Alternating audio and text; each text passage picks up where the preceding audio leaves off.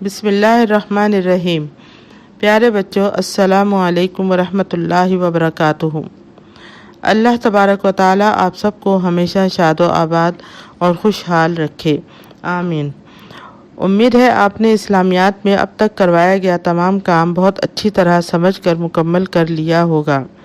آج ہم اسلامیات لازمی کا سبق نمبر 6 صبر و شکر اور ہماری انفرادی و اجتماعی زندگی پڑھیں گے۔ حسب سابق زیر مطالعہ سبق کی اچھی طرح بلند خوانی کر لیں تاکہ آپ کو سبق اچھی طرح سمجھ میں آ جائے۔ اب ہم اپنے سبق کی طرف آتے ہیں۔ سبق کے بنیادی طور پر 2 حصے ہیں، صبر اور شکر، لہٰذا ان دونوں عنوانات کو علیحدہ علیحدہ تفصیل سے ویڈیو نمبر 1 میں صبر اور ویڈیو نمبر 2 میں شکر کے بارے میں پڑھیں گے۔ رب اشرح لی صدری ویسر لی امری واحلل عقدۃ من لسانی یفقہوا قولی۔ صبر کے لغوی معنی روکنے، برداشت کرنے اور ثابت قدم رہنے کے ہیں۔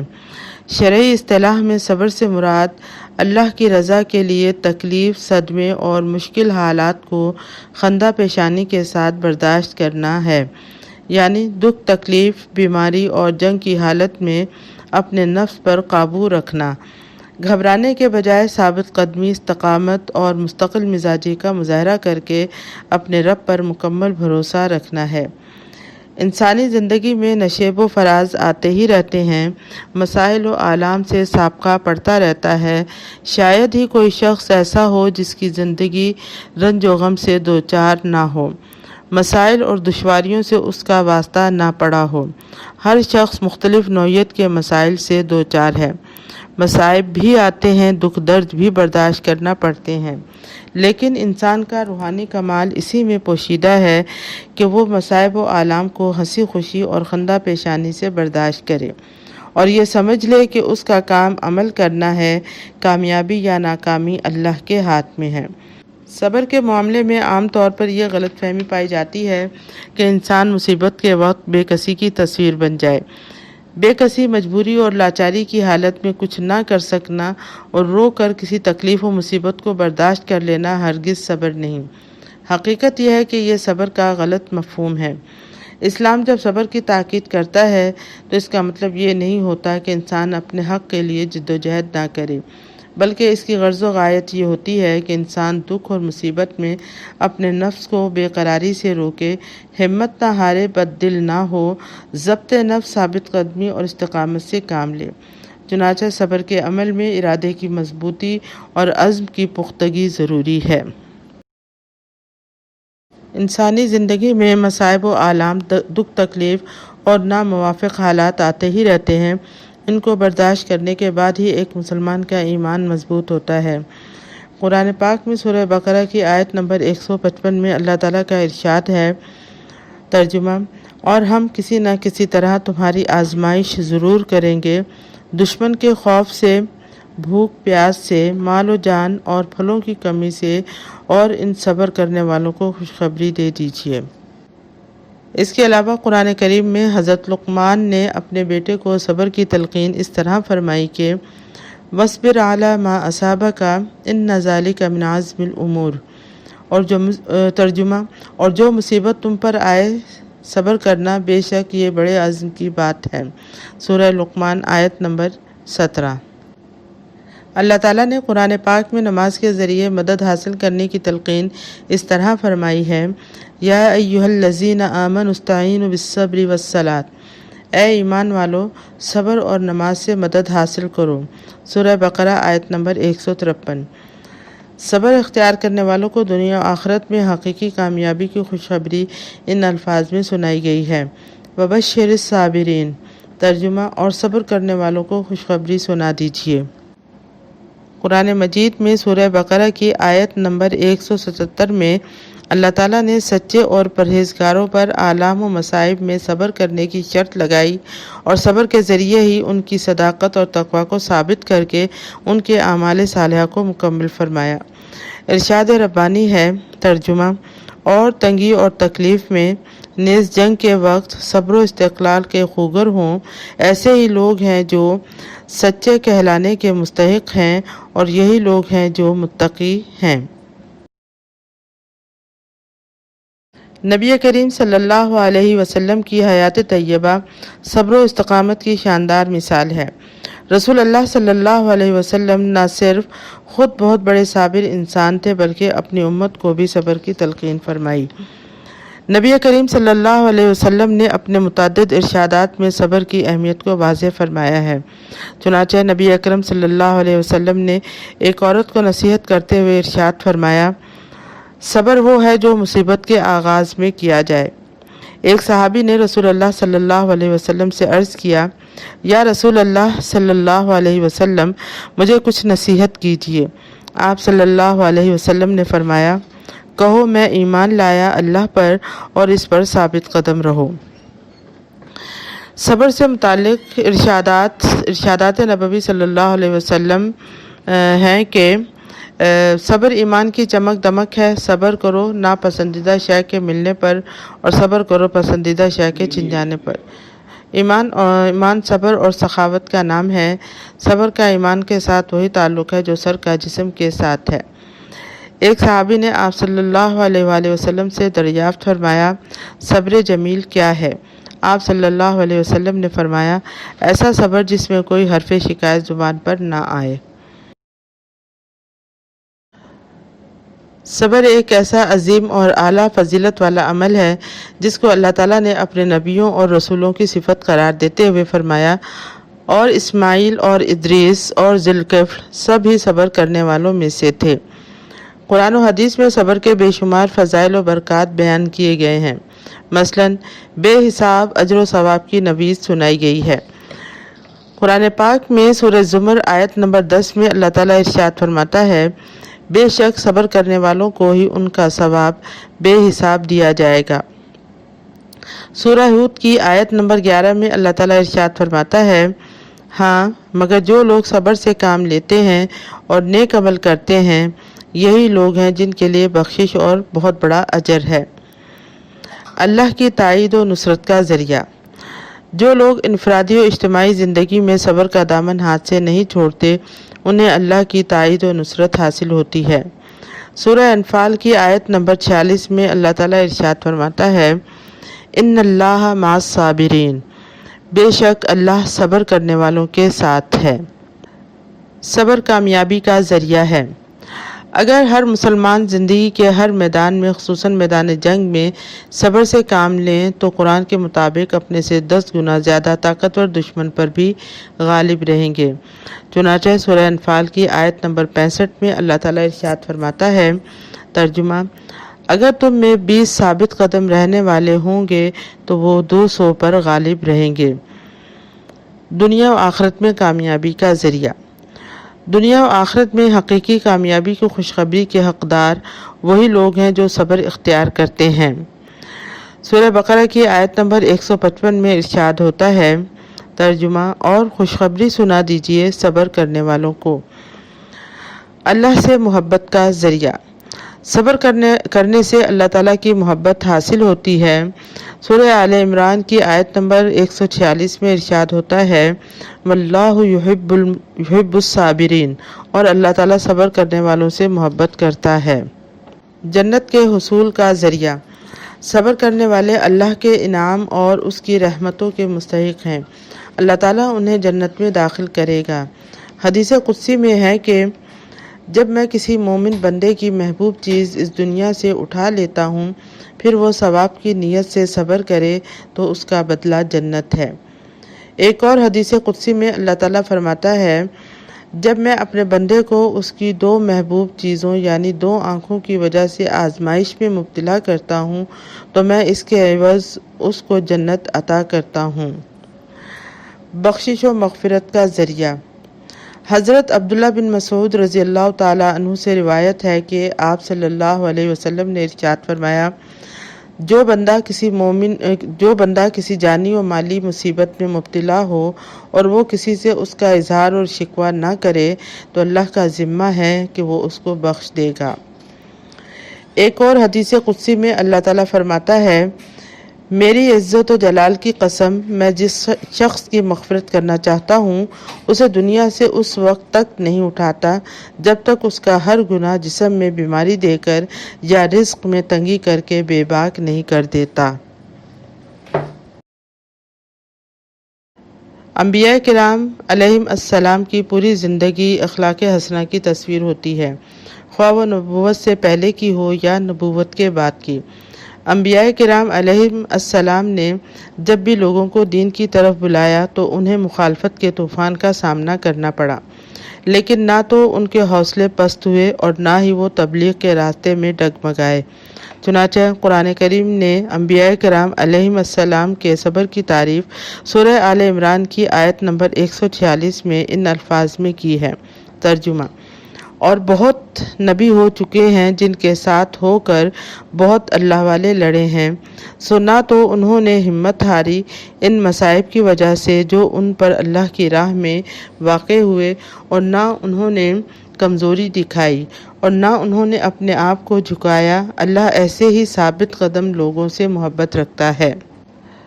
اب ہم چند انبیاء کرام علیہم السلام کے بارے میں جان لیتے ہیں جنہوں نے مختلف مشکل حالات میں صبر کا مظاہرہ کیا۔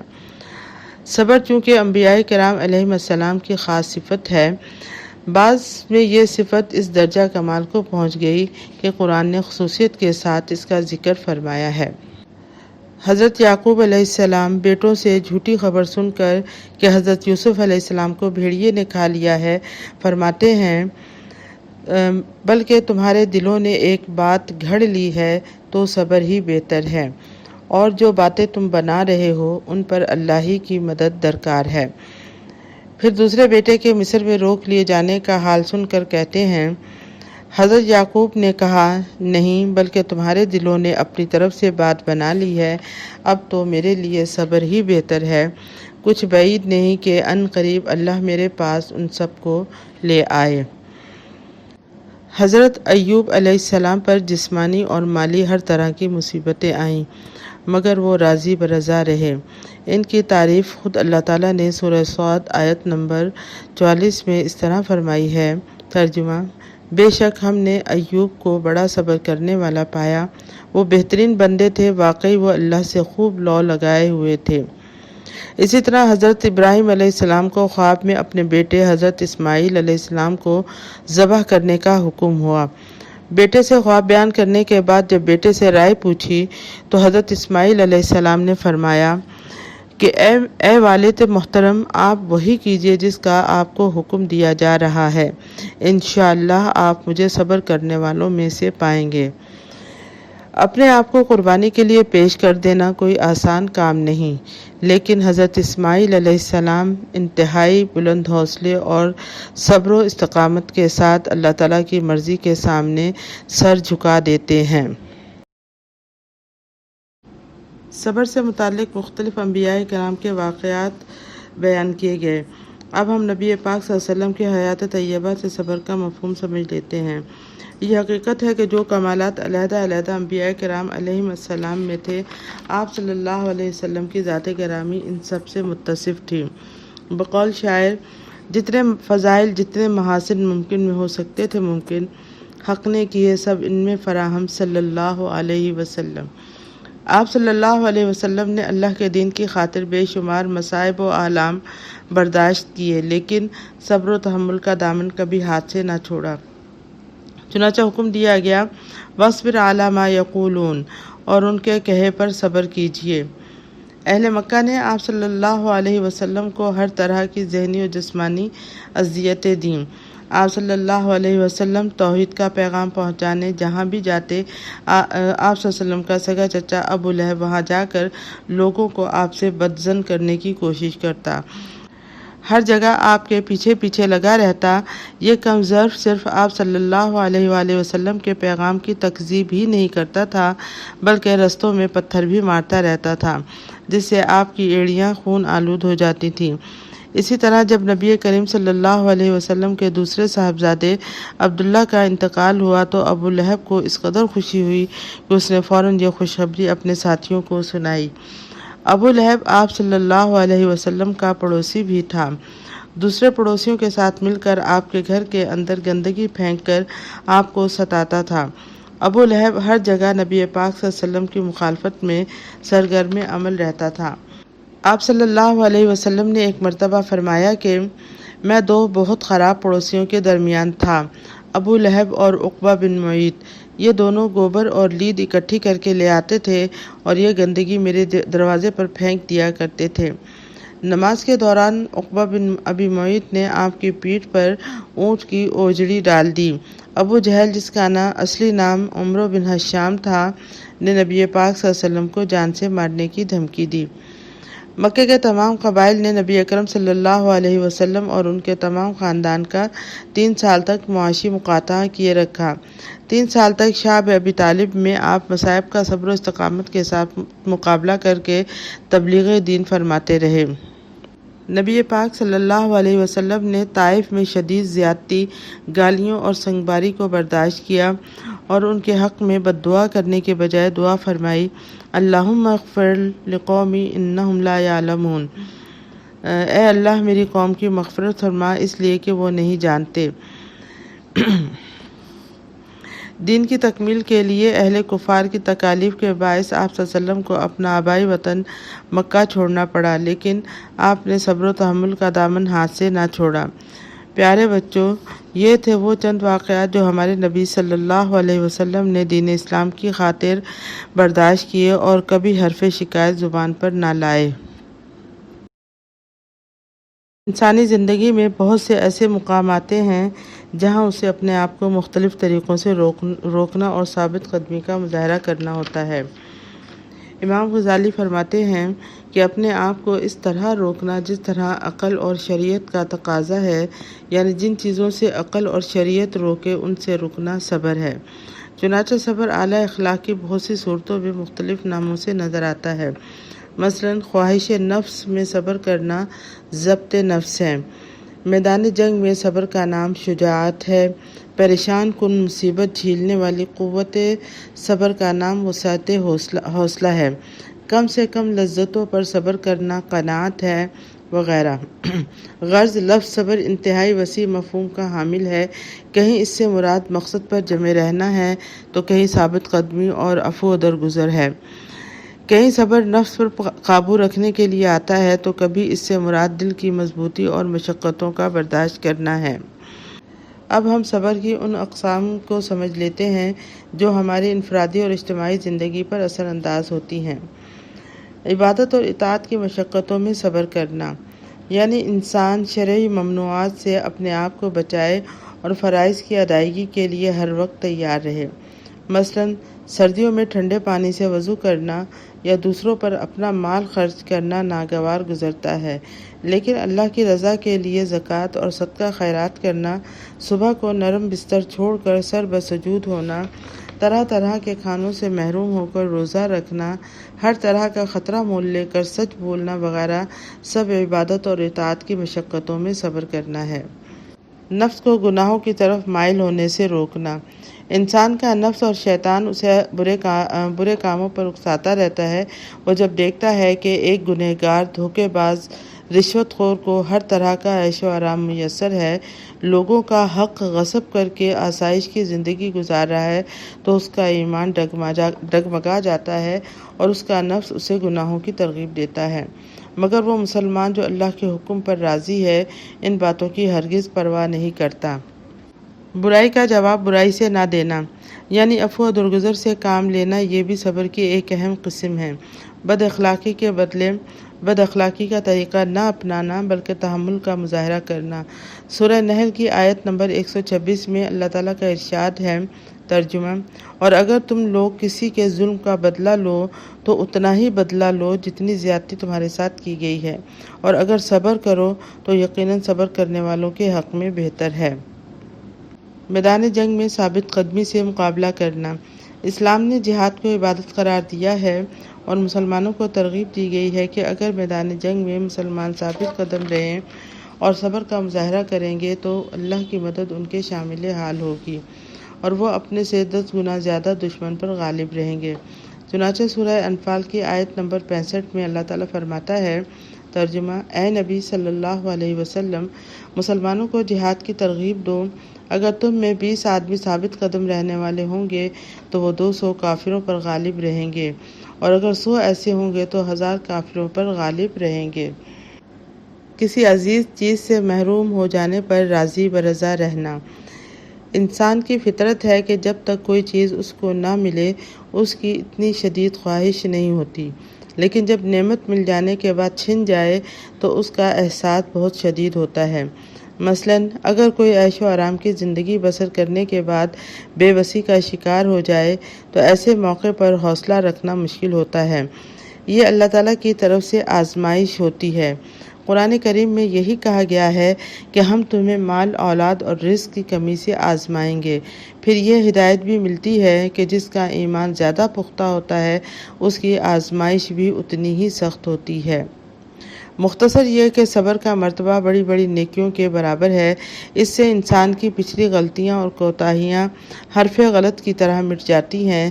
صبر عبادت ہے، اللہ کے قرب اور دین و دنیا میں کامیابی کا ذریعہ ہے۔